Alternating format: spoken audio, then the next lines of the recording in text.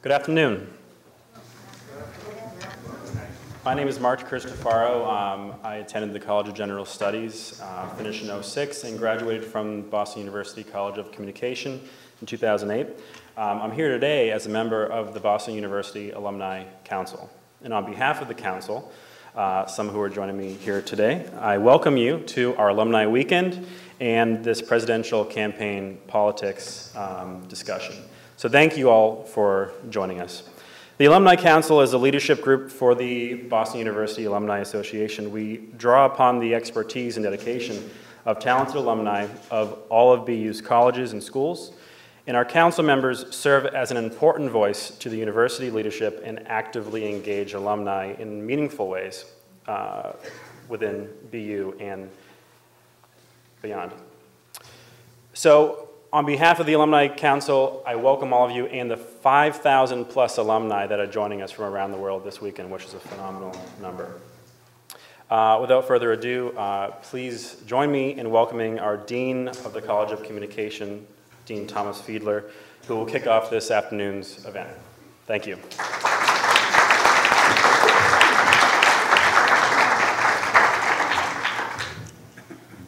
Thanks everyone for coming.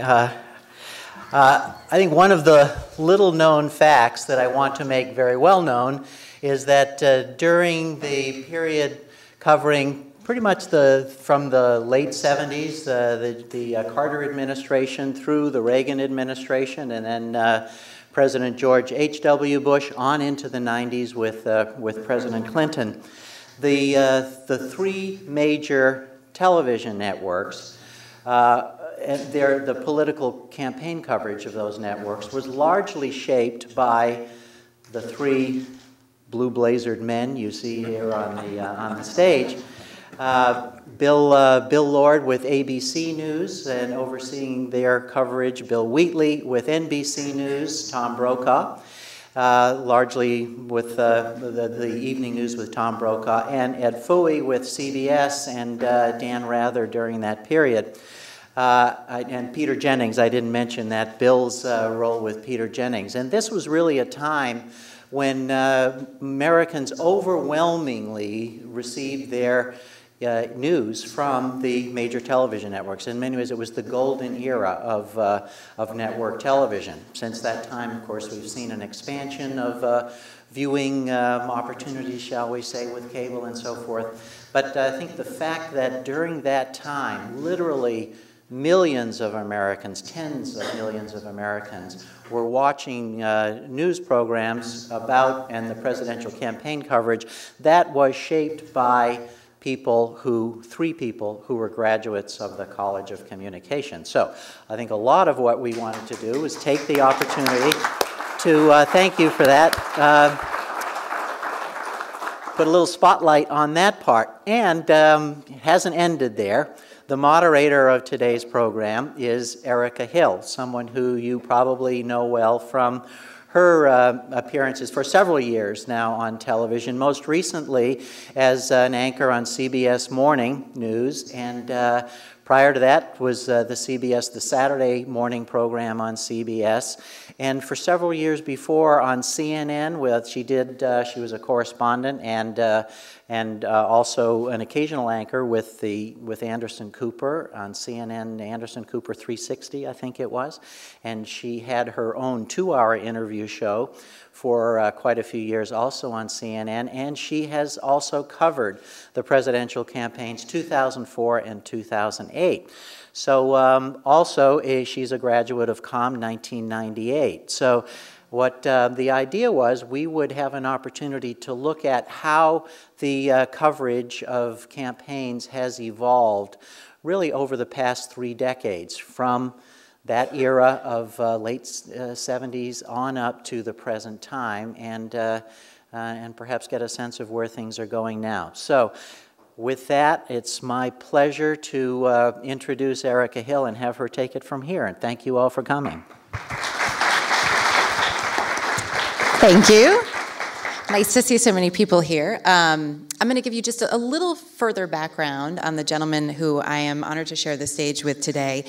Tom talked a little bit about their involvement with the evening newscast, but their involvement in politics goes actually much deeper than that. Ed Fouhy, who's over here to my right, spent a number of years at CBS, where he also served as, and correct me if I'm wrong on any of these, DC Bureau Chief, senior DC producer with Evening News. I know you were vice president, news director at one point, in addition to time at NBC and at ABC in a number of different roles. So that's good. We're going to call on all of those roles as we talk to you today. Bill Wheatley, as was mentioned, a number of years at NBC News as both executive vice president and also EP of Nightly News, and the executive producer of Politics, as I understand it, which is great. Good 6 elections or so. And Bill Lord, who spent a number of years at ABC as executive producer of just about every program, it would seem, at ABC, right? They kept moving you around. And also in the DC Bureau as a vice president of the DC Bureau, managing a lot of the White House relations, among other things. So great to have your expertise here. And we thought that we would just start by asking all of you to reflect a little bit on how things have changed from when you were sitting in that chair making the decisions in the newsroom and in the control room to the way you see the presidential campaign being covered now, for better or for worse. So Ed, we'll start with you.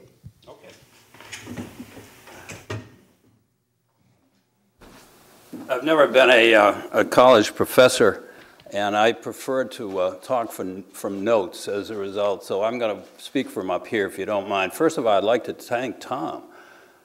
He is probably one of the few people who could persuade me to come to Boston on a sunny day like today from my home on Cape Cod.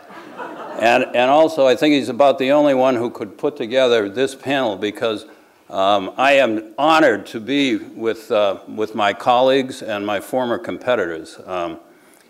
Both of these gentlemen, Erica, you did a great job in the bio, but believe me, those guys are giants in my business. I'd like to start my reflections by talking about a little bit of ancient history. It was Oregon in 1968, just before Robert Kennedy was murdered, when the dynamics of the campaign were Kennedy vying for the Democratic nomination. Nixon pretty much had wrapped up the Republican nomination. I was covering Nixon, and we were all the press corps was staying in the Benson Hotel in Portland. And every day, the Kennedy people would go out and get on the press bus at 7 o'clock in the morning, and they wouldn't be back until midnight. Where we were invited, we gentlemen were, and by the way, it was all gentlemen in those days, we were invited to the Nixon press bus about 10 o'clock in the morning and would be back at 2 o'clock in the afternoon. And I thought this was a rather strange and leisurely pace. Sure, he had the nomination pretty much locked up at the time, but still it was pretty darn leisurely. So I said to Robert Haldeman, a man whose name would resonate much later, I believe he's out of jail now. I said to Haldeman, who was a former advertising executive, why are we doing only one event a day when Kennedy is doing 10? And he said, because you guys have only one broadcast a day. Well, the insight that I got from that is that for 95% of voters, a campaign is what they see on television. That was true then, it's true today. If there was only one event, one Nixon event, the broadcast producers back in New York had no choices. They would have to put that on that night as their campaign story. Kennedy, by doing 6 or 8, they would have a choice. And the politicians hate it when journalists get choices, then as now. How have circumstances changed? Well, of course, it's the obvious. It was a hegemony, a 3-network hegemony in those days. Now, there's an almost endless cacophony of political coverage, not only on those 3, but on the cable networks. Endless. The newscast never ends on Fox, MSNBC, and CNN. Back then, the New York Times and the Washington Post were the most influential newspapers in the United States, and they largely set the agenda. They were the telegraph by which the elite sent messages to one another to set the national agenda. Now, that's not true anymore because news is a commodity, and those two newspapers, and this is very important to understand, those two newspapers are struggling to survive in a digital age that has largely passed them by. We three, I think, come from an era that I'd like to call the 3 Ts, and one of the 3 is not the Tea Party. We come from an era of telephones that actually rang, teletype machines that constantly rumbled in the background, and typewriters. That was the soundtrack of our careers. I made a video recently for a museum that's in the town where I live about code breaking in World War II, and I wanted the children who come to the museum to hear what it was like in the place where they were doing the listening to the German submarines in the North Atlantic. And so I put on the screen a typewriter, what it would look, typing out the title of the documentary, and I put in the sound of a typewriter, because that sound now is where it belongs, in a museum. Young people have never heard that. But that brings me to a point I want to make, and that is the television coverage, in fact, all press coverage, has largely been driven by technological change.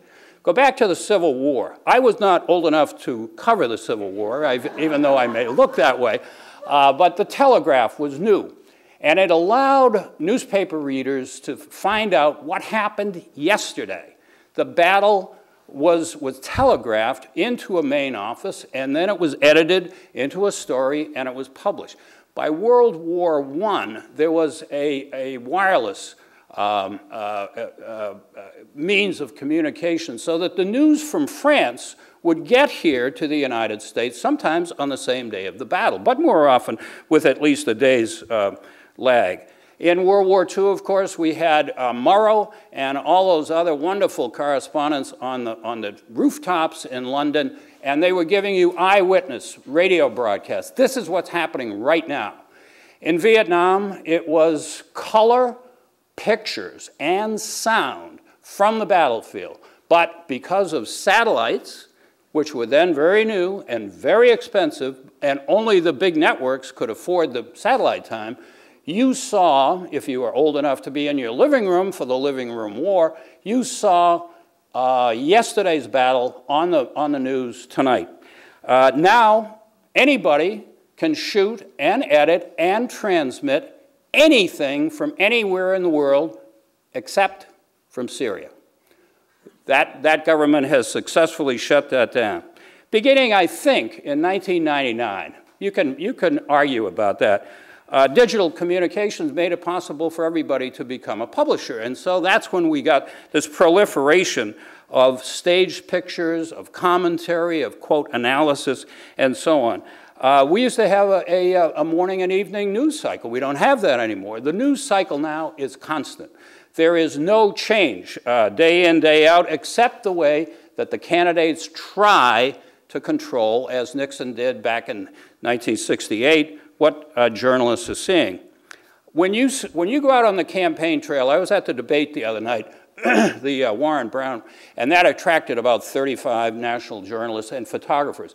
The still photographers now, they did just what the photographer did a moment ago. They shoot endless numbers of pictures because there's no such thing as film and developing as there once was, and they can then go and sit down at their laptop and instantly transmit their pictures back to their office. The problem that I think is that opinion now has trumped facts. That, I think, is the greatest difference. The people who you see and who dominate the dialogue on television are mostly in the opinion business. The people who are actually out there gathering the facts that all of them feed on are perhaps the lowest paid of any of the people who are talking about politics. The essential nature of political reporting has never been more important, nor has it ever been as undermanned as it is right now, primarily because of economic consideration. I'd like to read you a passage from a column written by Thomas Friedman, who normally writes about foreign policy, as you know, for the New York Times. But he covered the Democratic Convention about 2 weeks ago. Here's what he wrote. Here's what a reporter, this is a quote, here's what a reporter does in a typical day. Report, file for the website, file for the International Herald Tribune, tweet, update for the web edition, report more, track other people's tweets, do a web video spot, and then write a story for the print newspaper. You want to be a Times reporter today? That's your day. You have to work harder and smarter and develop new skills faster. Close quote. My daughter is a national political reporter for the Associated Press. She's not a rookie. She's covered 3 presidential campaigns. And she tells me that Friedman's picture is largely accurate. The AP has always dominated in terms of being first on a story. They largely set the agenda. As editors back in New York, the first story we'd see from the campaign trail would be the AP story. But what my daughter tells, and she now writes that story, but she tells me that her competition is now Reuters, Bloomberg, Politico, the Huffington Post, you name any political website you can think of, as well as the websites of the local newspapers, local television stations in whatever town she's working in. There's another difference, and that is the battle for the attention of the American public. And I hope that we can have time to talk about that a little bit. When we 3 gray heads were doing what Tom just described, we each had the attention of 10 or 12 million homes. They counted homes in that period. Network news today has been severely diminished, although still about 28, 29 million people sit down and watch it. But still, people have so many more choices. And not only the 3 networks and the 3 cable networks, but they also have, and I've learned this recently, they have 2 Spanish networks they're out there covering. They have Al Jazeera, which covers here and is seen on some cable systems. They have BBC America, which does a very, very good broadcast every night. And they have PBS. PBS was not out on the trail until roughly, I think, about 75 or so. But they are out there today.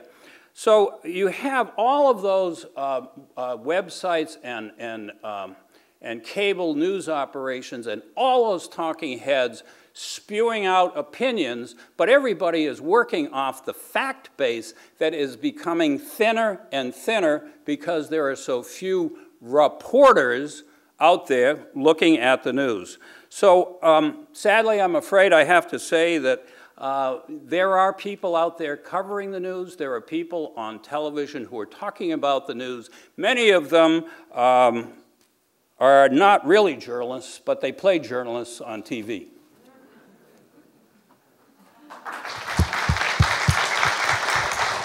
Thank you. Bill, your reflections on how things have changed? First of all, I'd like to associate myself with everything that Ed said.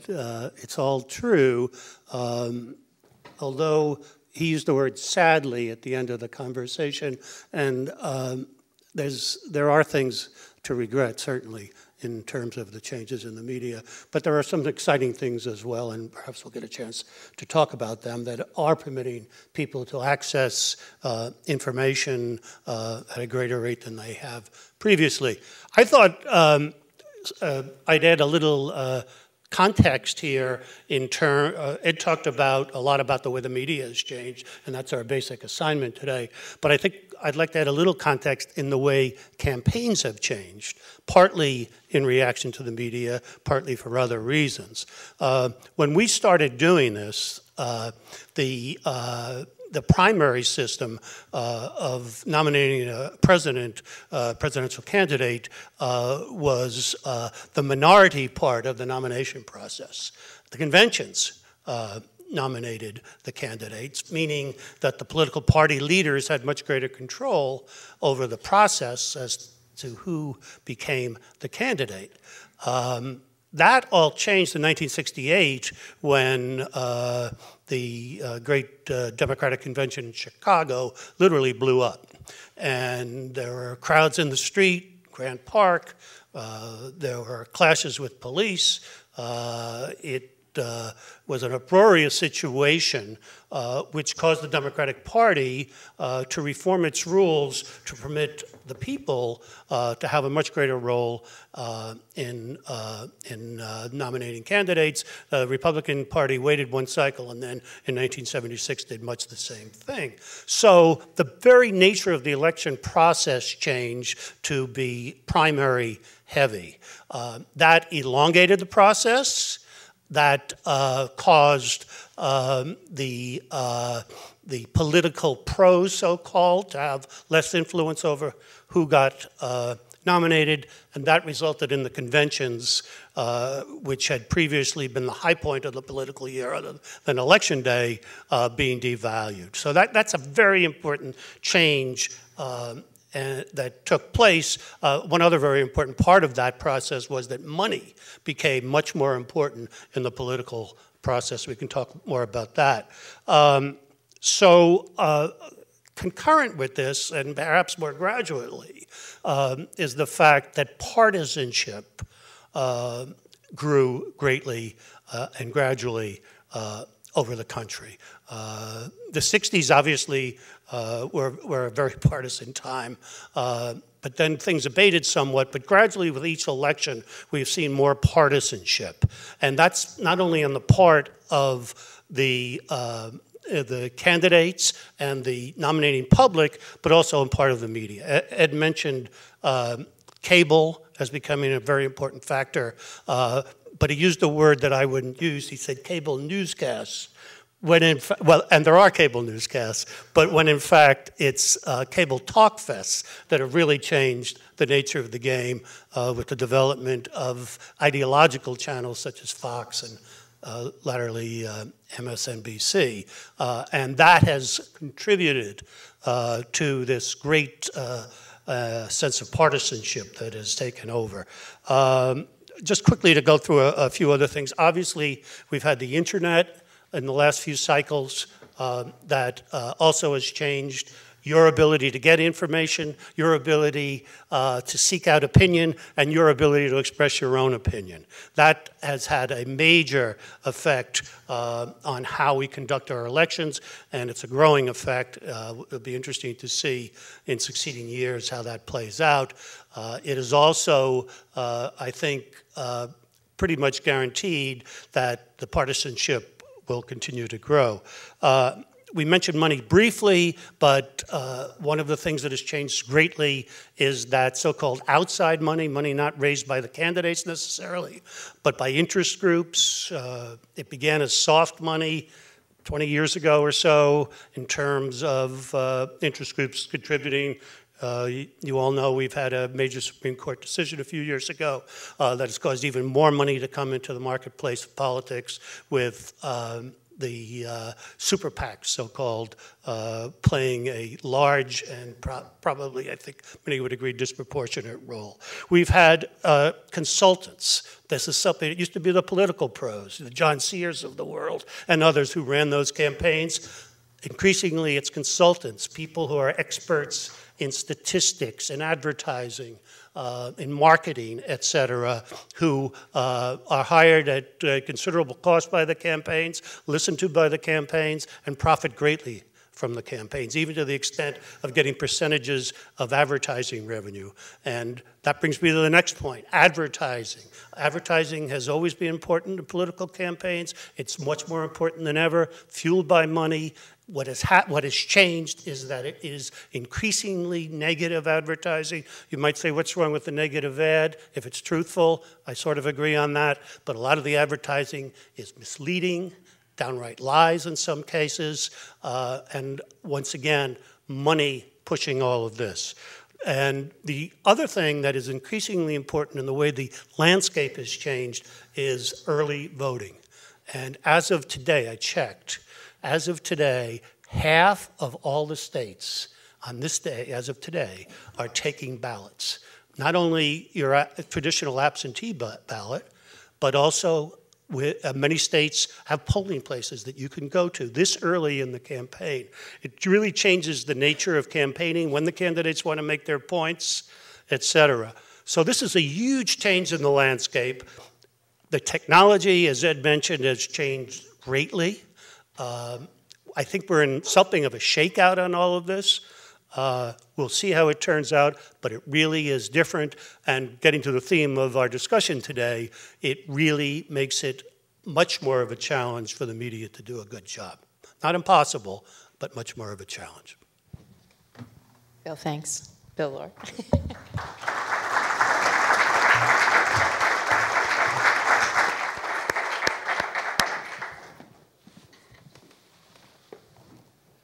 Thank you, Tom, for inviting us here. You actually are witnessing the first time we've ever been together, because as competitors, we always stayed separate. And now I know what Ed Fouhy looks like, and Bill. In fact, during our careers, as we would be in our respective control rooms, while we had made the decision as to what Peter Jennings was going to lead with at 6 o'clock, I'm looking out the corner of my eye to see what is CBS doing, or what is NBC doing? Are we being validated by the other networks, or do they have a better idea, or do they have a scoop? So the days of three-network competition were unique. And as has been described now, it's a total different landscape. What I would like to do is start with I want to talk about bias, all right? I want to talk about bias. And I was in the Boston University bookstore. I didn't get a discount because I didn't have my alumni card with me. But there's a gentleman named Joseph Hallinan, and he was a former writer for the Wall Street Journal, a winner of the Pulitzer Prize, and a former Newman Fellow at Harvard University, so fairly well, good credentials. He says, my favorite story was torn from page 35 of my hometown newspaper, the Chicago Sun-Times. The story involved an incident that occurred a few years ago in the village of St. Brides in South Wales. According to the Associated Press, a mob of vigilantes attacked and vandalized the office of a prominent children's doctor there. Why attack the office of a prominent children's doctor? Because according to police, the vigilantes had confused the word pediatrician with the word pedophile. The doctor involved was forced to flee her home, which had been spray painted with the word pedo, an abbreviation for the British spelling of pedophile. Afterward, she gave an interview to the local paper. I suppose she said, I'm really a victim of ignorance. Here's one more story. Here is a test that was done. Farmers who believe in global warming, for instance, have been shown to remember temperatures as being warmer than those recorded in statistical tables. And what about farmers who do not believe in global warming? They remembered temperatures that were colder than those in the statistical tables. What's important is that these effects occur largely outside of our consciousness. We're innately biased. We just don't know we're biased. Some of these tendencies are so strong that even when we do know about them, we find it hard to correct them. Now, the surveys tell us that 80–90% of journalists are either Democrats or liberals. That's a built-in bias.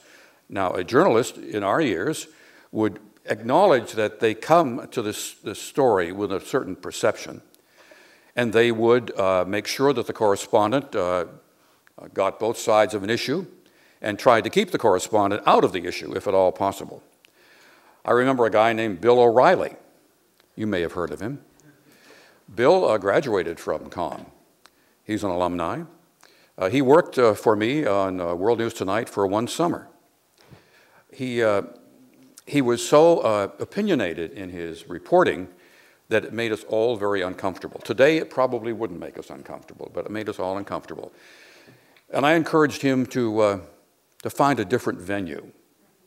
Well, look what I've done for him. He is a multimillionaire thanks to my advice. But we are in trouble. We are in trouble. I checked out the Gallup poll organization recently, in fact, this week, and it says the U.S. distrust of media has hit new highs. It is disturbing to all of us because what we have done and what we try to do is to honestly report a story and not get too involved in the opinion. But the majority of people, 60%, believe that we're not very much honest in our reporting. Only 40% think we are honest. I'm not using fair and balanced or whatever trademark issues we talk about today. In fact, that's become you use the term fair and balanced, they immediately think of Fox. They've absconded with those terms. So we're not trusted. We're not trusted as we used to be. And part of that is definitely the fact that there is more competition, as we've heard. In fact, if you break it down, 48% of Republicans surveyed don't trust the media, 39% of the independents, and 33% of the Democrats do trust the media. So it's a difficult situation we encounter. In fact, it's 33% of the Democrats don't trust the media. I was looking at polls. We're inundated with polls. My poll says this, your poll says that. We may be 8 points between each other. And what does that tell the public? Last presidential election, Fordham University ranked the accuracy of the polls. I can, with some humiliation, I should say, report that NBC was 16th on the list of most accurate polls on the last election. ABC was 17th, and CBS was 19th. The Gallup poll was 20th. The two polls that were the most accurate and actually predicted what the outcome of the elections would be were the Rasmussen poll, which is seen primarily as a Republican-oriented poll, and the Pew poll. They were both exactly right on. So this morning I checked realpolitics.com, which I like a lot because it saves me energy in going after the left and the right blogs and websites.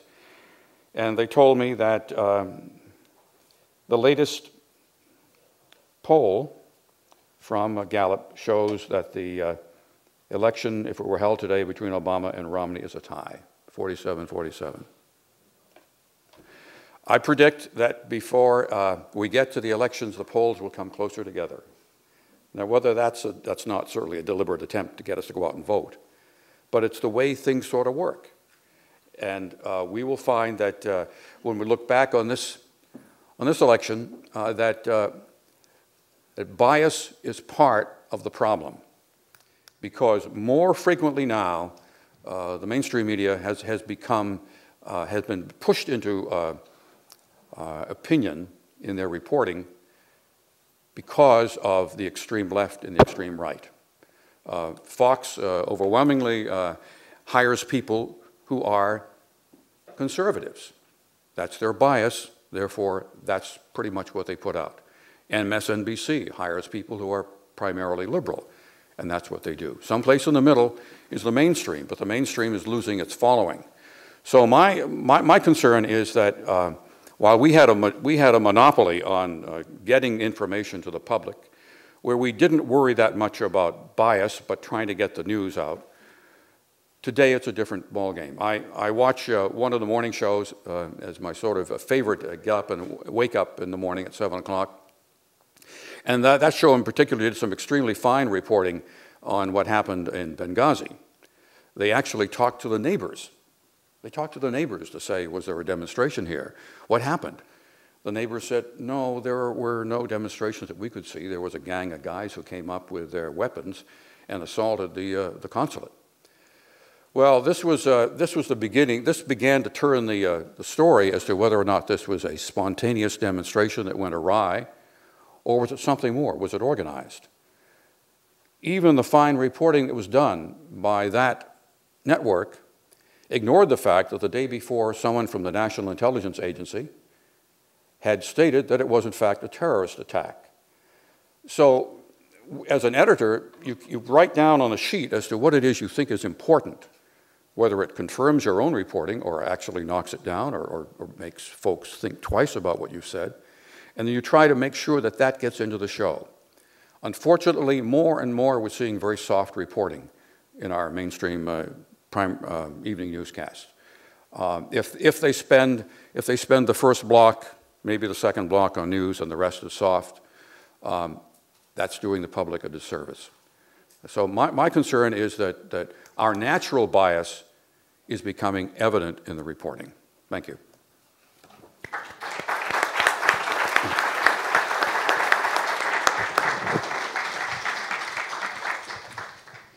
I want to go back to a couple of the points that you all brought up, which I was happy you brought up because they were on my list too. One of the things I'd like to start with, though, is in terms of actual coverage of the campaign. So you gave us a great glimpse of how, at the time, the Nixon campaign was trying to control the message. There have been a number of reporters during this campaign who've spoken out, names that people know very well, Jake Tapper of ABC, Chuck Todd of NBC. And some of the words that they have used to describe the campaign include the joylessness of this campaign and of covering these candidates, that there's a lack of enthusiasm, both on the part of the reporters and the candidates. And one even said, he admitted that they were actually undercovering this campaign and the actual issues, one of them being the economy, because they were so beholden to the way campaigns now dish out information and try to control that message. How much is that affecting the information that you see being put out by reporters, by different news organizations? Do you feel that now as more of a consumer of news? Erica, that's a tough question to answer because I'm not out there. So I'll have to go back to what I've read and what I've learned, again, in talking to my daughter, and I'd be interested in what these two bills say about it. One of the things that journalists get really good at, because they practice it a lot, is complaining. I'm using a polite term there, but there are some people who have retired the trophy when it comes to bitching. It is, I think that's a complaint I've heard before, and that may be a gray head saying, oh, I've seen that movie. All journalists are prisoners of their sources, and good journalists have a lot of sources, and they check those sources all the time. They take care of their sources the way that you take care of your kitten or your puppy or your goldfish. They feed them every day. I don't mean that literally, but they exchange tidbits, and that's how you get to be a good reporter. You get tidbits back for the ones that you give to people. So I think, color me skeptical about Mr. Tapper. So is that more of an excuse, you think? You're not buying it? I'm sorry? Do you think it's more of an excuse on their part? No, I don't. I don't think I'd go that far. Okay. Yeah. I think it's an old story in the hands of people who are just coming to the fair. How much of that do you think may have to do with, you talked about the way the cycle and the campaigning has actually changed? I mean, I can say personally, after 2008, we were all at CNN so happy it was over because we were exhausted. And then it starts up again. Is that part of the issue, that this is literally now a nonstop campaigning cycle? It has been that way for quite a while. 1988 was a particularly interesting year in the Bush-Dukakis campaign. Everyone who was around then probably remembers the Willie Horton ad. A little less remembered was the number of times that George Bush said the Pledge of Allegiance, or even in the day that absolutely shocked everybody out there covering the campaign, he visited a flag factory. And I was doing nightly news at that time, and it really hit me more than in any previous cycle that the campaign as themselves, that is, the candidates out in the field looking for votes, had become joyless. That it was all about what the political pros call optics, that is how things look, and very little about content, increasingly negative. 4 years later, I was in charge of NBC's overall coverage. I left Nightly News. I was in charge of the overall coverage for all the programs, oversight of that. And I determined to learn some lessons from that. And one of the things that we did that paid off very well, and this sounds counterintuitive, is we took the chief correspondents off the campaign trail. That is to say, while they would sometimes go out with the candidate, we felt that their time was better spent on the telephone, thinking about issues that weren't being covered in the campaign, and presenting more in-depth pieces on some of the issues that existed, which we defined as not necessarily that what they were talking about on the campaign trail, but the challenges that we're facing in the country. We had some success with that. And as you can imagine, the chief political correspondents were really angry with me when I told them what we want to do. And they said, how can I cover the campaign? I said, what time do you get up in the morning when you're covering the campaign? 5:15, right? Baggage call. You bring your bag down in the hotel, and the campaign takes care of your baggage, getting it out to the plane for the first stop. And then I said, well, how many stops are there in the campaign? Oh, by 4 in the afternoon, we have 4. We've done at least 4 stops on the plane. And I said, and what happens to you at 4 o'clock? I break away from the campaign to file what happened on the campaign trail. I said, okay, you file your report to Nightly News. What happens after that? I have to go find a commercial flight and catch up with the campaign. I said, what time did you get to your hotel? Midnight. I said, how long can you live like that? And, well, they said, well, we can live like that. But within about a month of doing this, they would thank me. Because first of all, they were getting on a lot with more thoughtful pieces. They would periodically go out, and we always had a correspondent on the campaign trail that we never leave the candidate alone. But it really did pay off. And I think of that year, which was 1992, a lot when I see the coverage now. And because, and it's even worse for the reasons Ed was describing about all the different filing they have to do. But it's an exhausting process to cover a candidate, and it isn't necessarily conducive to the best thinking. Worse, in those days, you couldn't phone when you were on a plane. You couldn't call your sources while you were in the air, so it was lost time. Now it's a little different. But I'm just suggesting that I think we'd all be better off with a little bit more thoughtful coverage. I don't think the public would become bored with it. And the truth is that on many days on the campaign trail, not a lot really happens. The candidates are saying the same things they've been saying all along, or whatever the latest talking point is. What does tend to happen, which is interesting in the new dynamic, is any little thing can set off a brush fire on the press, so that you will see the president tripped on the stairs coming down the plane, and that'll be for the next 4 hours of the cycle until something else happens that will take it over. But I do think that the public would be interested in, and that we in television are capable of doing it well, to be a little bit more thoughtful about the process. I'll shut up in a minute, Bill, because I want you to have your chance here. If I were assigning stories now in this campaign on what seems to be the biggest issue, or at least it was until recently, the economy, I would be assigning people to tell us what the differences between the candidates portend for the near-term and mid-term future of the economy.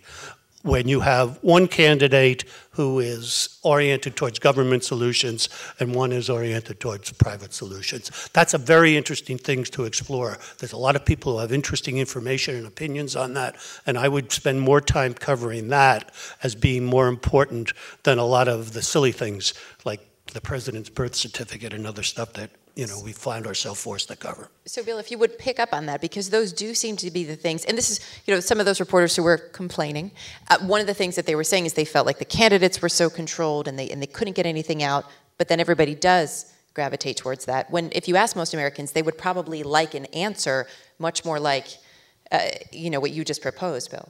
Yeah, I think we are our worst enemies sometimes because we'll find that gotcha moment. We will focus on something that is minor in terms of the bigger picture, and it will overwhelm the coverage. It will squeeze out important information. Go back to 1968. I was in Chicago. You don't want to ever have a campaign like 1968, believe me. In our studios, the tear gas came in. We were wheezing and sneezing as well as the demonstrators out in Chicago. I happened to be in the Drake Hotel, and the Senator McCarthy and some of his campaign members were talking about whether or not they should walk out of the hotel because they were concerned that the Chicago police were going to go after them. That was a very different campaign. We have fortunately gotten a little more boring, but in the process we might become a little bit more responsible. One of the other things that was mentioned a couple of times, which has come up repeatedly in this campaign, is money and super PACs. When we look at the stories that do get out there, is there ever a time when you all are watching where it seems to you that perhaps either the people behind those super PACs and their ads or some of their affiliates are actually dictating the coverage? Because if you watch a lot, we end up spending a lot of time talking about what they are trying to put out as a message. And I wonder how it feels now to all of you as to who's actually, and I don't know what the correct answer is as to who should dictate the coverage, but who is dictating the coverage these days? Is it a super PAC? Is it social media? I think it's all those factors. The super PACs certainly have the capacity to be more cutting edge in their criticism of the opponent, which is filled frequently with half-truths or no truth. I mean, the public is pretty smart in terms of when they see a half-truth and realize that it's being spun against or for a particular candidate. We have the daily assignments that come out of the campaign. We have, and I think you mentioned, someone here mentioned the Associated Press. Your daughter works there. They set the agenda for much of the media. If there's a story that goes out from the Associated Press, what do they have? 4,000 affiliates that pick that up. Newspapers, radio stations, television stations, worldwide. So the Associated Press is sort of a undercover agenda setter for the mainstream media as well as the cable. And Erica, I would argue with you that the trendsetter today is Twitter. Mm-hmm. Reporters tweet, wonderful word, isn't it? But they also read tweets. And as you know, Twitter regionalizes. So that if the campaign is going to Chicago, the reporters on the plane are reading what people in Chicago are tweeting about. And then they start to tweet. I saw this vividly the other day at the Warren Brown debate. One of the reporters who was covering, one of the national reporters, sent out a tweet maybe 45 minutes or so before the debate started, saying, you have to, everybody here know about 140 characters in a tweet you have to summarize, so it's very punchy stuff. Looks like Warren supporters outnumber Brown about 100 to 1.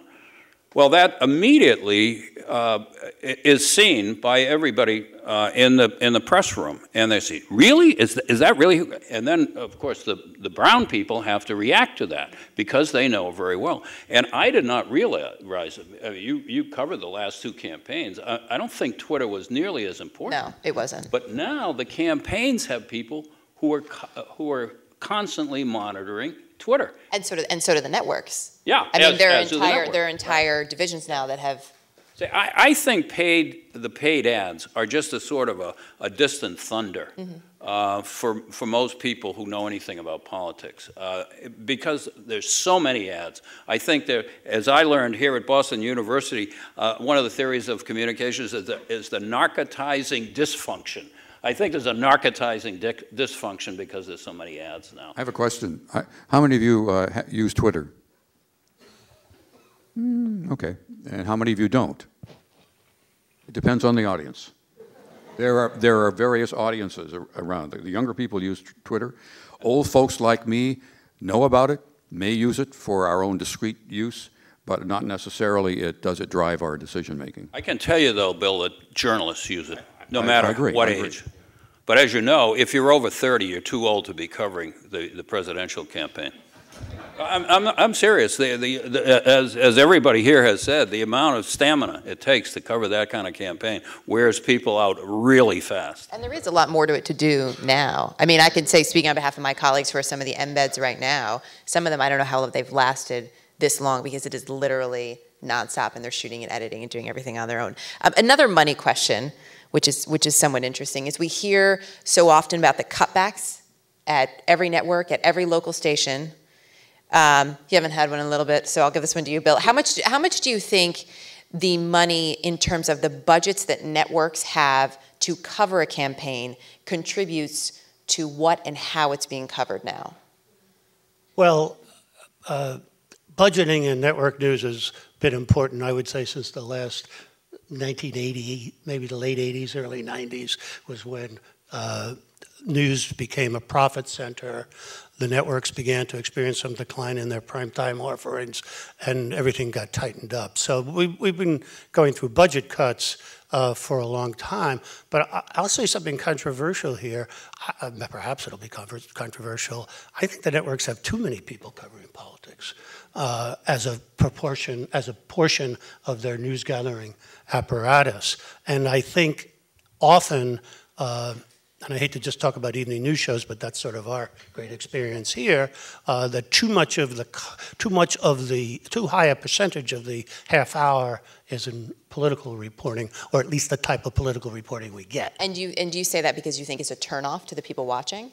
Or because it's not well done? Well, one of the interesting, if you go and look at the ratings of the network evening newscasts in presidential election years, they dip slightly.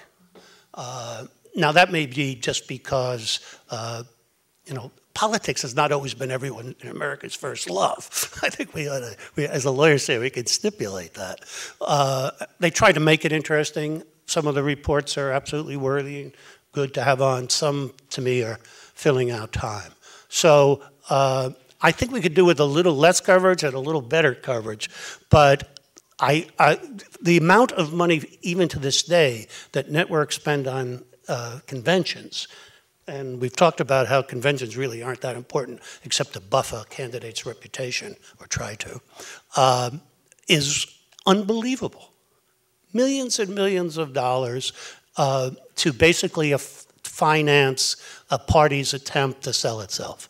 I'd happily take money away from the conventions and put it into the other type of coverage I was talking about. So I don't think a shortage of people is the problem. There were, how many people were there? There were 3,000 registered journalists at the conventions, each convention. That's a lot of people.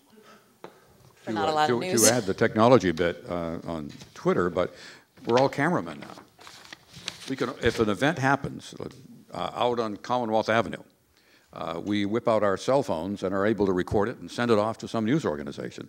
So in a way, the public is participating in news coverage like never before. The other thing that they've done to cut costs is to hire what are called embeds, embedded reporters. Embedded reporters track and take pictures and record everything that candidates do, but embeds are 22 years old. If you're just graduating from journalism school, there's a career opportunity for you in even-numbered years, folks. Okay, and I'm going to say only good things about embeds because I think that the people who hire them hire very smart people. They have zero experience when they start, but boy, do they learn fast. And you've seen, I think over the last few years, several of them go up the ladder in network news. But the way that the networks now cover, because it's so much cheaper than sending a correspondent, a producer, and a 3-person camera crew, is to have one digital journalist called an embed on each campaign. At the end of the day, that journalist has a laptop whose memory is crammed with the pictures and the sounds. You know this from covering it yourself. And they feed the whole thing into New York, everything.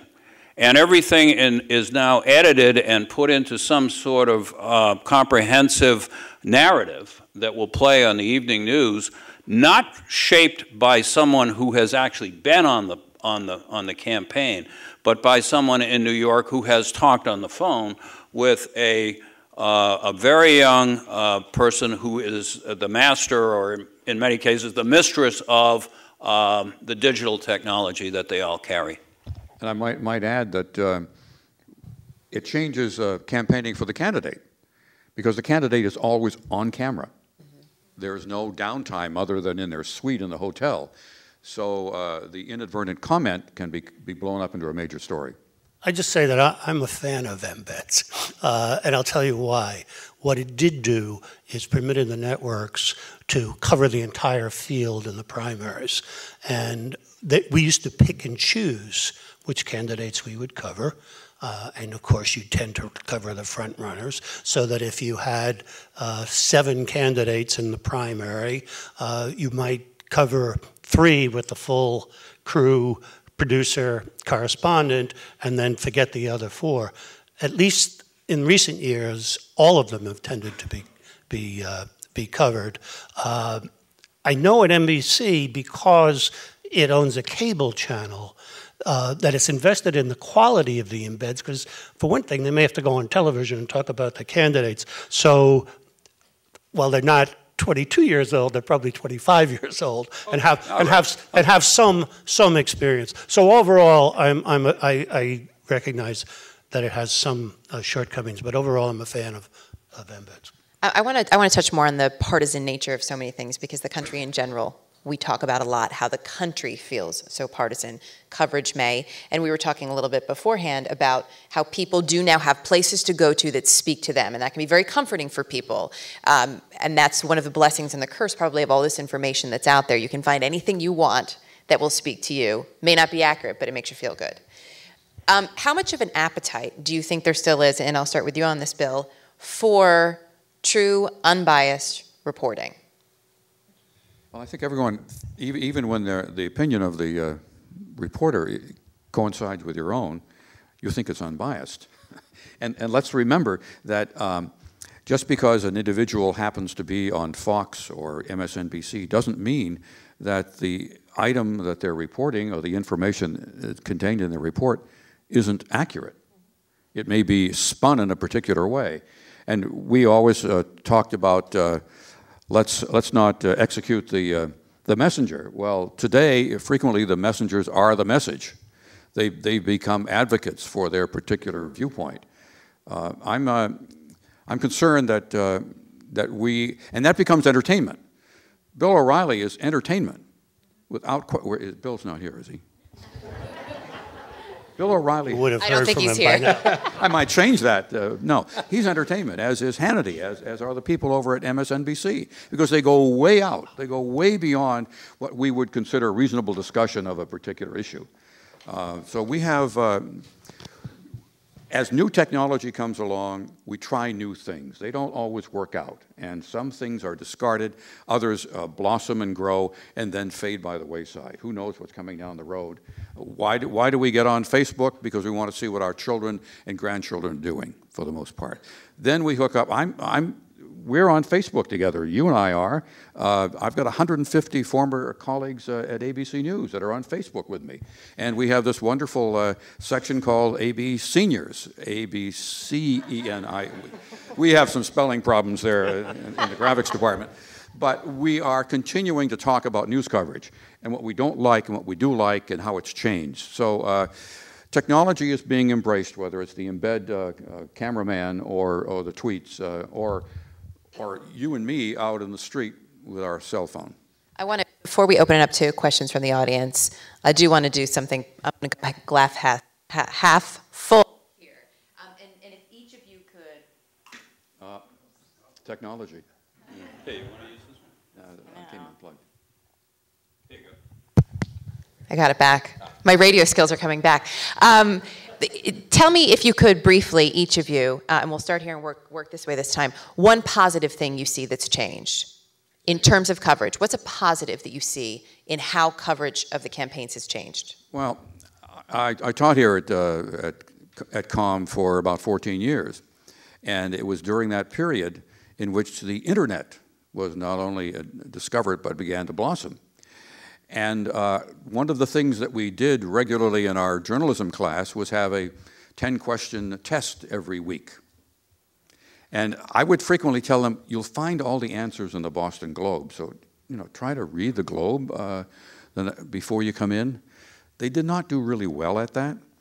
And we then talked about how is it that you don't know some of the things that you should know when more information is out there. Google is there, you can do the search.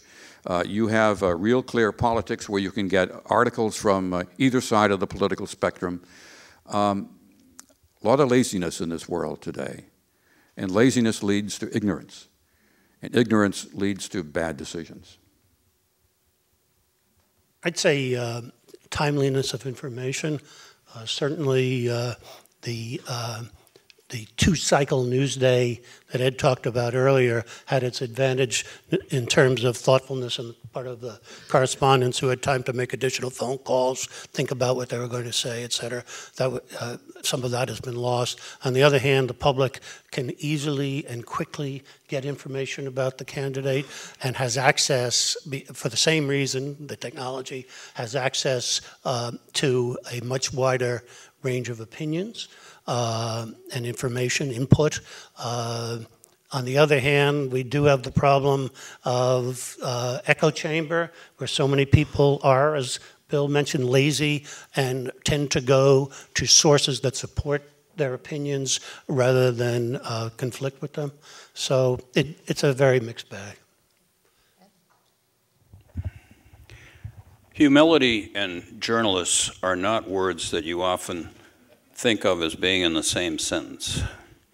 Humility is in rare supply in journalism circles. However, the web has empowered people to fact-check journalists. Most journalists now are reachable by email. The average Boston Globe columnist, a friend of mine who was a Boston Globe columnist tells me, gets 400 emails on a routine column. Half of them, of course, are telling him that his ancestry is in question and so on and so on. But many of them come from thoughtful people who are fact-checking, who are saying your facts are right, but your interpretation is wrong.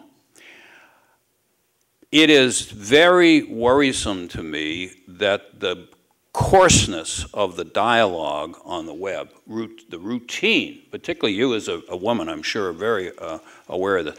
It is awful, the words that some people use behind the cloak of anonymity.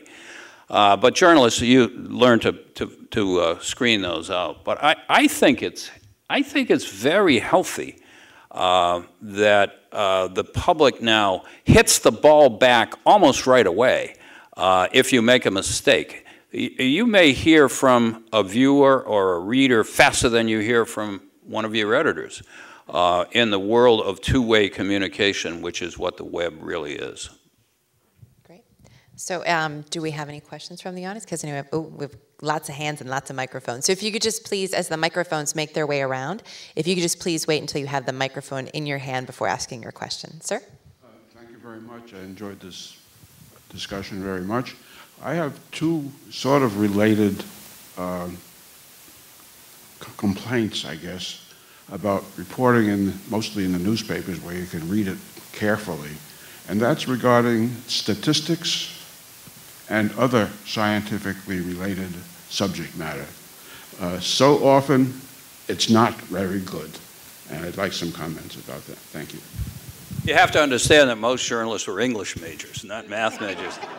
I used to run seminars for journalists all over the country, and one of the best speakers we had was a guy from the LA Times who gave a weekend course in statistics for journalists. because you're absolutely right. And because statistics are the basis for polling and for so much of science, it's absolutely essential for journalists to understand mathematics. What in the world is the margin of error, and how do you figure it out in a poll if you're mathematically challenged? I couldn't never agree with you mentioned, more. by the way. I have to say that's something that's always bothered me, and I've always talked with my producers about. Is we'll look at a poll, and let's say on the poll they're 2 to 3 points apart, but the margin of error is 3 or 4 points. I mean, essentially, you look at so many polls, and then you check the margin of error, and it's basically even. Yeah, of course. I ended up teaching a course in which they had to learn the use of spreadsheets, because they could then figure out averages and percentages and all of the things that they don't normally have coming out of high school and going into college. I would agree with you. I would also say, and it goes to your point, that most of the journalists were either journalism majors or they were English majors. I was watching coverage of the Chicago teachers' strike, and they had 2 reporters on. Not one report had any statistical facts in it in terms of how much money was requested, what the mayor was saying. It was sort of a generalized presentation of the issues, and they would have on the Chiron salary. Well, what were the salaries? They would have number of hours. Well, what are those hours? It was bereft of facts, and I think that's a real problem. That's a real problem. I'd echo the business about math. As someone who very nearly was thrown out of college for failing to pass calculus, I would add to that list of things that I always check and copy: history, particularly dates. I find they're often wrong. Generally speaking, reporters do work hard to get it right. I teach part-time in journalism, and one of the things that I keep trying to persuade my students of is the fact that a telephone is actually a good device, and that you can't look up everything on the internet. First of all, even if you could, a lot of it would be wrong. And also, the question why doesn't always work on the internet, but it tends to work very well when you're interviewing somebody. So there's any number of areas, I think, in which reporters then and now, I would say, that's a recent phenomenon, could use some improvement. Speaking of numbers, a number I'd like to ask you all to reflect on then and now is the number 270 and the growing coverage of the Electoral College in all news facets, particularly in how we have become obsessed with this term battleground states and how elections are becoming dependent upon between 6 to 10 states deciding who's becoming president, particularly in the fact that I have young students here at BU who, because they are voting in states that have already been deemed red or blue, feel their vote is already irrelevant and feel less passionate about engaging in the electoral process, and how you feel media plays a role in that process. I don't think it does at all. The Electoral College has been with us ever since the Constitution was written. The only change is that the states that are reliably Republican or Democrat have changed. Since our time, it was once a solid South for the Democrats, it's now a solid South for the Republicans. There were only 6 or 8 states that were swing states 30 years ago. There's at most 9 states that are swing states now. I don't think the media has a role in that. Well, one number that journalists do know is 270, and political journalists. And particularly when there's a close election, as this year's is in the presidential race, they're going to analyze how any candidate can get to 270. So it's a natural thing. I think it's unfortunate if one lives in a state where the outcome is, I could have predicted 5 years ago that Nebraska is going to go for the Republican presidential candidate and that California is going to go for the Democrat. But what's the first question? Just recently, for example, everyone asked, ask me, is who's going to win the election? And so that's why there's a great emphasis on that. It is our system, the electoral system. It has its warts, certainly, but that's the name of the game. And as the person who came up with the idea of Tim Russert using a chalkboard on election night when we saw that the election was going to be very close, that's what it's all about. I would concur.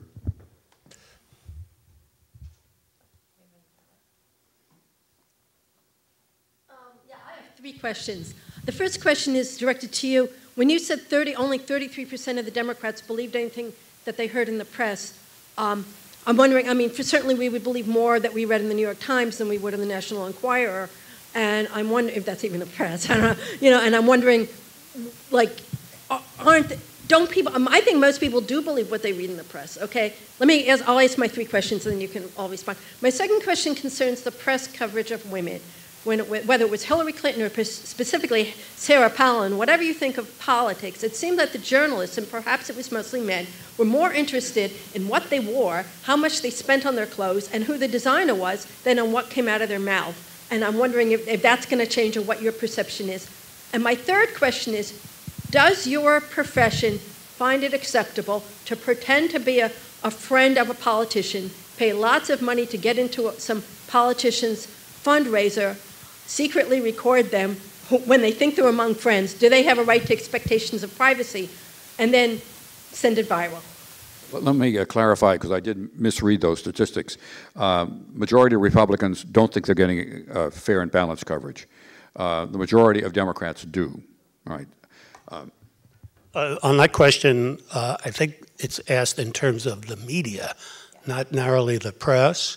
And you have to understand that the definition of media has changed greatly, as we've discussed. Anybody can be in the media. It doesn't necessarily have to be a trained journalist.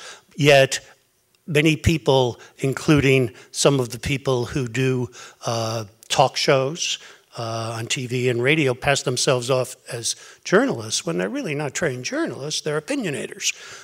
So that messes up the whole thing. And we make it worse for ourselves by doing foolish things. For example, you're all familiar with the cable TV panel that has one White House reporter on it, one person from the Democratic Party, one person from the Republican Party, and some other person who's connected in some way with politics, as if all of what they had to say was equally valid, when in fact people are spinning. And that just, to me, I say, keep them all reporters, keep them all spinners, if you want to do that, although I don't see much value to spinners. But so the definition of media has changed greatly. And I think a lot of people, when they're thinking of how fair are people, they're not necessarily thinking of the reporter who works day in and day out to get it right. They're thinking of the pontificator whose opinion they disagree with. And clearly, we're not a very good cable panel because we haven't been talking over each other. But I want to disagree with the premise of part of your question. I think women's issues get full coverage. I'm not talking about women's issues. That's the whole point. It's not, these are women. Let me finish.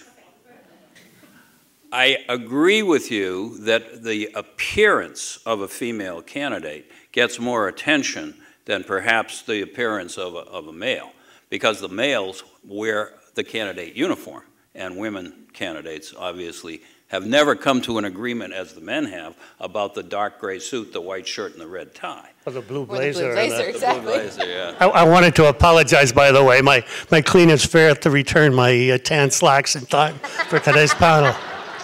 I was prepared to be more formal if necessary.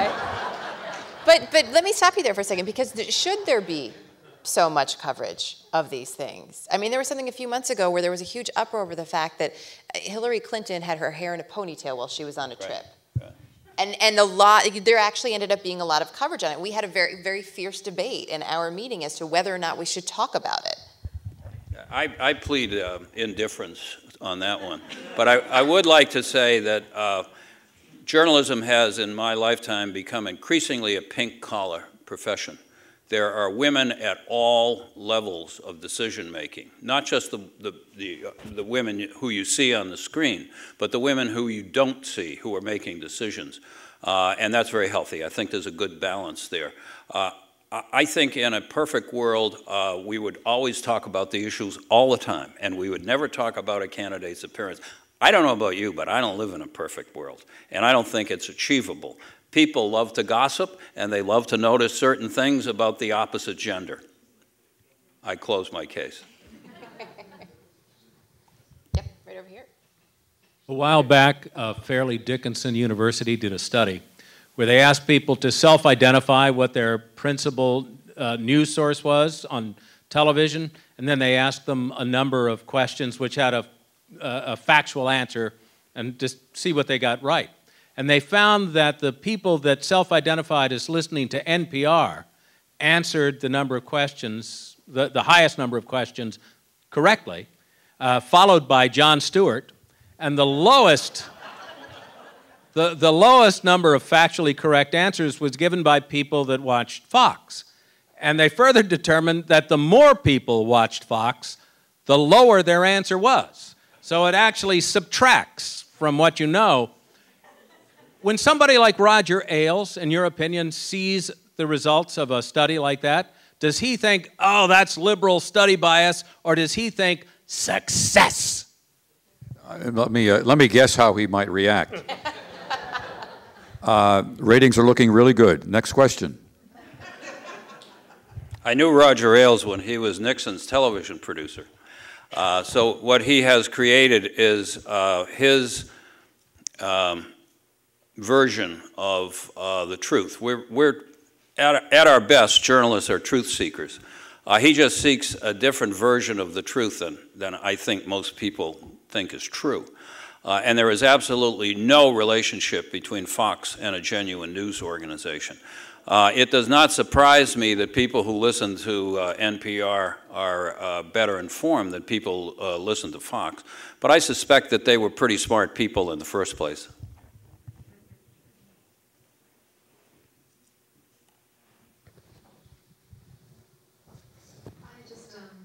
Thank you, by the way. I just had a real quick question. Bill Moyers, he sends emails, and you can go online and stream what he's reporting on each week. And so he gets to cover what he wants to cover and present the facts that he wants to present. And I understand that Dan Rather's doing the same thing. And so digital delivery of content without the major oversight of a corporation, a news company owned by a major corporation, which is what my big concern is these days. And I just wanted to know if you could comment on that change that's happening. Let me ask first, what is your concern about a corporation owning a news company? Bias. Bias in terms of political coverage, supporting the candidate that the owners of the company, the top brass of the company? Yes. 30 Rock makes fun of it all the time. So. I would think that each of us would say that we seldom, if ever, felt any pressure from our corporate owners in the time that we were at the networks. I never had a corporate owner or high-ranking person try to enforce some sort of ideological purity or bias of some sort. Once or twice, I heard that a particular person was upset upstairs about something, but that person never said anything to me. It may be that my boss handled it. I don't know, but it certainly was not any way, shape, or form. I can tell you when Tara did talk over you, so we're auditioning. That's okay, Bill, you slut. Thank you very much. We'll warm up. I do remember several times when ABC got itself caught in the ringer on some stories, and our tendency would be to delay reporting that because we didn't know what to do. We didn't quite know what to do and how to handle it. And then eventually we'd report the story, and it would be twice as long as it needed to be, at great depth, and we'd say, phew, we got out of that one. But generally that has not been the case. In terms of Fox or MSNBC, no question about that. But I don't think that's an issue with the mainstream media. I agree with my two colleagues, and I want to tell you a little anecdote about that. I was in Spain when the longtime dictator was dying, and it took him a long time to die. We killed him off. We killed him off a couple of years before he actually died. Yeah, that's true. That's true. You did, Bill. But Madrid is not a bad place to spend a month on the company's expenses. But one of the most fascinating things that ever happened to me in my career was we had to go to the Spanish television network to do a satellite broadcast back to the United States. And there was very little news, but one day there was, and I went to the TVE, the National Broadcasting Company of Spain, and one of the Spanish journalists said, would you come and have a drink with us after you finish your business? I said, sure. And the question they wanted to raise is, it was clear that Franco was going to die at that point. They wanted to know, what's it like to work in a country where there's nobody in the newsroom who's telling you what story you can't cover? And I was just stunned because I was so naive. I didn't realize that censorship was that tight-fisted in that kind of dictatorship. I don't think that, oh, I shouldn't say that, probably Venezuela, maybe several places now. As you know, national networks are gone now, at least in the European Union. All television news is highly competitive. But I agree with both of my colleagues that I never was pressured to make a news decision one way or the other. But self-censorship is pernicious, and it is also very difficult to identify. So you might be able to say, Ed, I remember blah, blah, blah, and you did blah, blah, blah, and I would probably say, yeah, I guess I did, and maybe that was self-censorship, and I wouldn't do that again. The only thing that I always worried about when reporting on my own company, which we had to do a number of times, is to be damn sure you got the facts straight, because the facts were a wonderful defense. If you got anything wrong, then you really had some explaining to do.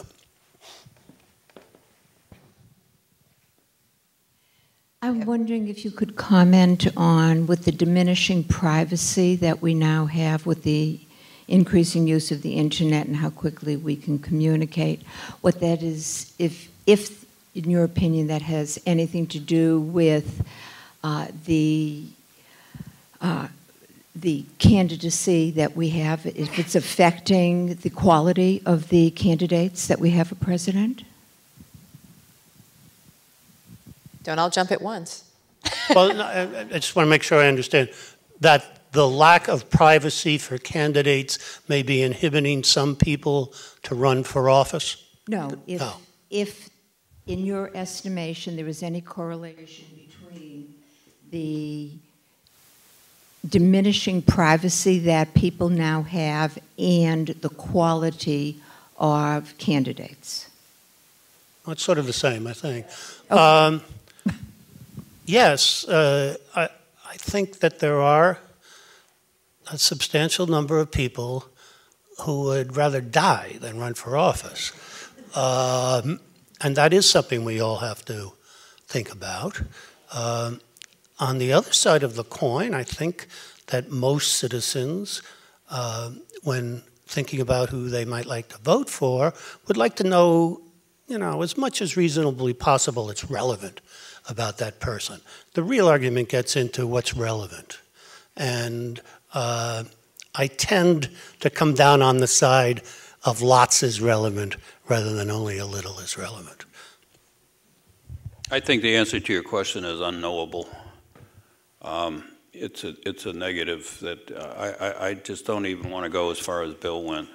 But I would like to just say that, in my opinion, maybe I'm an absolutist, but a candidate for public office in a democracy is very naive if he or she thinks that they can have even a small measure of privacy.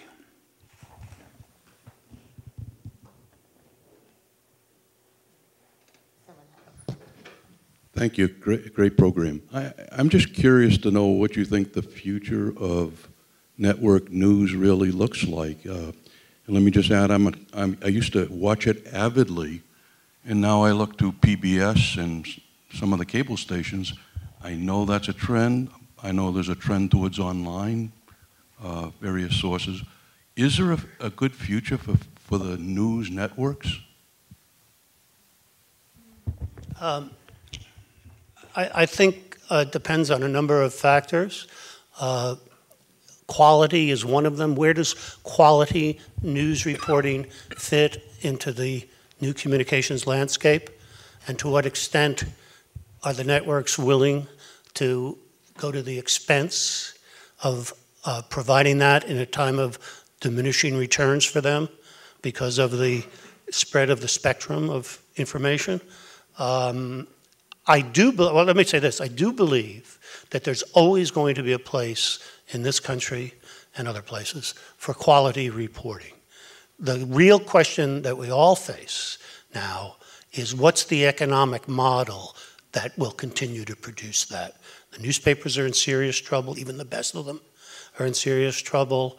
The internet has not found a way to monetize information in terms of advertising or subscription or whatever. The television is doing a little bit better than it was thought, although less than financially than it once did. So there's a lot of questions about how does one monetize news. A friend of mine used to like to say, news deserves to be free. And I would always say, well, who's going to pay for it to be free? And it's true. So I think that's a lot of the answer is answering that question. But I do think there's going to be a demand for quality reporting. The question is, what's the best way and most viable way to finance it? I would add that when each of us started in the business, news was not intended to be a profit center at all. It was a public service of the company. And you needed to send a crew to Libya or wherever it was, you did it because it was your responsibility.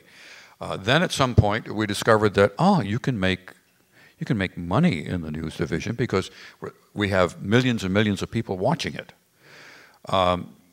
I agree that news will change as the audience changes in terms of how they want to receive it. And that's pretty much what it is. Whether we would not have 20 years ago sat here and talked about the Washington Post and the New York Times and the Globe and all of these great journalistic outlets looking at a very dismal future. It's changing. My pension still comes from Mickey Mouse, which owns ABC. I hope they do really well. But you're ultimately going to determine that through the technology that's introduced. I think you've asked the most profound possible question, and I am not nearly as optimistic as my two colleagues are. 2 years ago, the Knight Foundation paid me to go around the country and look at local news websites and to see if any of them had a sustainable economic model. I did go all over the country and I found 6 and made a documentary about them. I found none that was sustainable. I found 6 that were promising. If I went back today, I know at least one of those 6 would be gone. AOL is funding a very important experiment in local journalism called The Patch. And they're a patch here in Massachusetts and throughout, I think there are 800 of them. The jury is out as to whether or not that is sustainable. As I said in my prepared remarks, the New York Times and the Washington Post face extremely shaky futures, particularly the Washington Post. It has been sustained by its Kaplan learning systems for a number of years, and now Kaplan has stopped being profitable and is facing regulatory problems. Okay, so what? So if all of them go out of business? Well, here's the so what. Journalists supply the oxygen that sustains democracy. You cannot have democracy without honest journalism. The founders knew that. That's why they wrote the First Amendment. A great nation like ours is facing an informational abyss, in my opinion, because no one, and we've had seminars, we've had thought-provoking essays and so on for 10, 12, 14 years, and no one has come up with the answer. I blog for WBUR's website on the Conoscenti heading, and I have an essay up there now about a decision made by the Postal Regulatory Commission that is going to cost newspapers about $1 billion a year. That may be the difference between life and death for some newspapers. The newspaper circulation, I beg your pardon, the newspaper revenue has gone from about $49 billion a year in 2004 to about $21 billion in the most recent report. That's a business model that is not sustainable. And as I say, okay, so what? But the so what is we haven't figured out how to govern ourselves without journalism. One PS to that, and that is that suddenly students were saying, well, we can get that information right from the White House website without having a filter of a journalist in between, all right? We're filters. I'm looking at the clock, and I think we have to wrap it up there. Oh, we have one last one. I didn't realize the mic was in your hand. Sorry. Go right ahead. Just quickly, I'll try to make it quick. What do you make of the trend in the last 10 or 12 years, I think since the Clinton administration, of the use of former political operatives in journalist positions like George Stephanopoulos, often from the left, usually from the left. And the other thing is stories sometimes built around a single source that is also often from the left. Is that something you would have allowed? I would say the following. I was hired by a man named James Hagerty. James C. Hagerty was former press secretary of President Eisenhower. He was the man who had to come out and say, the U-2 flight, let's see, that was a reconnaissance aircraft that got off course. There's spin for you, all right? John Scali, who was our State Department correspondent, went off to the Nixon White House, became an aide. He then became the UN ambassador, and then he came back, allegedly with really great contacts. I would say that it's nothing new, and it's going to continue. I agree. I think you have to be, if you're a news organization, you have to be very careful about whom you hire. There are former public relations people, party people who have made the transition successfully, not only in terms of their fame, but also in terms of their work. It's a, in a perfect world, I guess you wouldn't have that, but it does happen, and those people sometimes have some expertise that's really valuable. But it depends on the individual. I'd say this, that the first thing you do with such a person is you say to him or to her, if we see one moment of bias, you're out of here. And then you have to, of course, act on it if that's the case. But, you don't want journalism to be such a priesthood that you don't entertain the thought of bringing people into it who can benefit it. So it's tricky, and you have to be extremely selective about how you do it. May I just say that I have absolutely nothing to add to what my colleagues have said, but I just realized that when I was urging you to contemplate an abyss, I forgot to tell you the most important economic development in journalism that makes me so pessimistic. And that is that the Associated Press, which, by the way, is a nonprofit cooperative supported by its members, the Associated Press now gets more revenue from Chinese mobile phone companies than it does from American newspapers. That, too, is not a sustainable economic model. What a sobering thought. And on that note... Sorry to be so downbeat. That's all right. It's good information. But thank you all for coming today. Ed, Bill, and Bill, thank you all for sharing your thoughts and for being a part of this great discussion.